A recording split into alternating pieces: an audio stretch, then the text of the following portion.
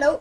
So for my friends who are often curious about spinning, I thought I would just show you quickly some of my spinning that I've been doing and what it looks like when I do this. So I have a little bit of quiet time right now and I am just finishing up this bobbin. It's a tiny little bit of fiber. So right now I'm spinning with my flyer. So wheel is spinning, it's turning here, which is making this turn, and inside is my bobbin, which is moving a little bit slower because there's a brake band on it, which is really hard to see because it's like fishing line. So but it slows it down. I could adjust how hard it slows it down.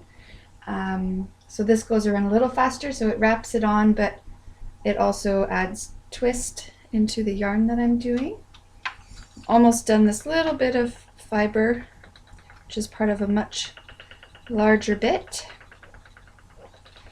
There we go. Let's get that on the bobbin. Put a little extra twist in the end, let it twist up on itself and finish up. So I already have one bobbin quite full.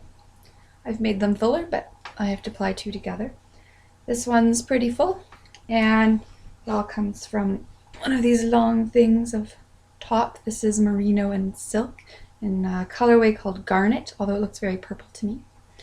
And what I'm going to do next, I'll pause, I'm going to use my quill because I can't really take all that and put it back onto one of these because I'm doubling the amount of fiber. So I like to use this, and then I can get that all on. So I'm going to do that.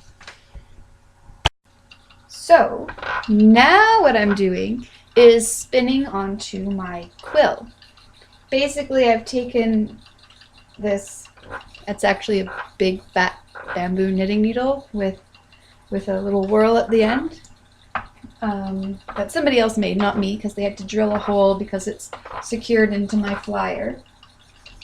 But it pretty much turns my regular Ashford Traditional wheel into a great wheel. So this is a spindle coming off like in Sleeping Beauty, except for this one's not a sharp kind of spindle. It's very not sharp. And what I'm doing is I'm plying together two yarns. I don't know, can you see that there's two there? Trying to find in the background here. There. Okay. And the twist comes because as this is twisting, it's coming off the end and the twist is traveling into the yarn. I'm spinning the wheel the opposite direction from what I was before. I was going clockwise and now I'm spinning counterclockwise. And that way the two parts of the yarn that were spun one direction are now being spun together the other direction. Otherwise that would be a whole lot of extra twist going all the same direction.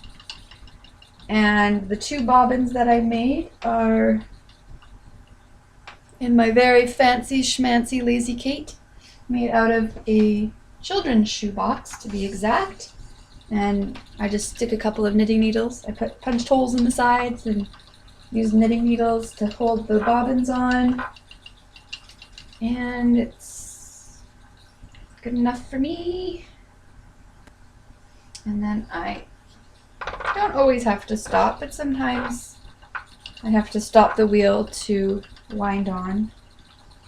Normally I can do this little flip where I get it off and then flip it up and then keep going. But sometimes it doesn't want to come off. It wants to keep twisting around it, and then it gathers all at the end too much. And then it makes me not happy. So then I may have to unspin a little bit. So spinning onto the quill I find not as convenient as spinning onto a flyer because I have to wind it on myself a bit more. However, it allows me to spin much larger amounts than my Ashford Traditional bobbins will allow with my regular flyer setup here. It was certainly a lot cheaper than buying a whole other flyer set and a bulky flyer set. And even then, it would allow me to make really big, bulky, and crazy art yarns if I wanted to, because there's no orifice for the fiber to have to fit through. I've only done sequins, which I had to use a spindle to be able to put my sequins on because I couldn't fit the sequins through the hole in this flyer. And I've done beads. So I could much more easily do that now using my wheel on this. I didn't have this tool then. So it is really handy. But what I mostly use it for is that I can take 2 full bobbins and ply them together into one skein, or 3 bobbins or 4 bobbins, and not be limited by the smaller bobbins. So if I was starting with 2 bobbins and wanting to ply back onto a bobbin, I could only ply half from each bobbin, because by the time they got together I'd have that much fiber on it. This way I can do lots more and keep it as one skein, which is nice, so I can make bigger skeins this way of yarn. So that's why I really like this.